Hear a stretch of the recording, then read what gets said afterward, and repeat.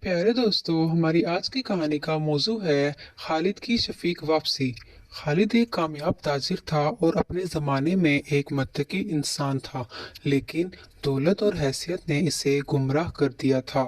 اس نے اپنی نمازوں کو ترک کر دیا تھا، اپنے خاندان کو نظر انداز کر دیا اور بے ایمانی کے کاروبار میں مصروف ہو گیا۔ اس کی بیوی عمیرہ اور بچوں کو اس کی غفلت اور ظلم کی وجہ سے بہت زیادہ نقصان اٹھانا پڑا۔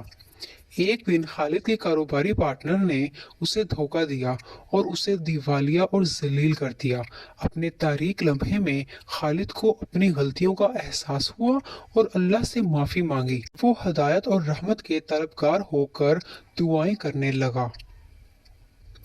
جب اس نے اپنی ماضی کی غلطیوں پر غور کیا تو خالد نے گہرے پچھتاوے کا احساس کیا اور اس نے عمیرہ اور اس کے بچوں کی تلاش کی، ان سے معافی مانگی اور ان کے اعتماد کو دوبارہ بنانے کے لیے انتھک محنت کی۔ اس نے ان لوگوں کے ساتھ بھی اصلاح کی جو اس نے کاروبار میں غلط کی تھی، چاہے اس کا مطلب اپنے مفادات کو قربان کرنا ہو۔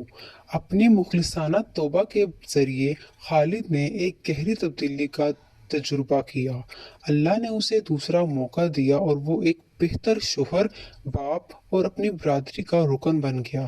اس کی کہانی نے معافی کی طاقت اور اللہ کی رحمت کے ثبوت کے طور پر کام کیا، دوسروں کو چھٹکارا حاصل کرنے اور نئے سرے سے آغاز کرنے کی ترغیب دی۔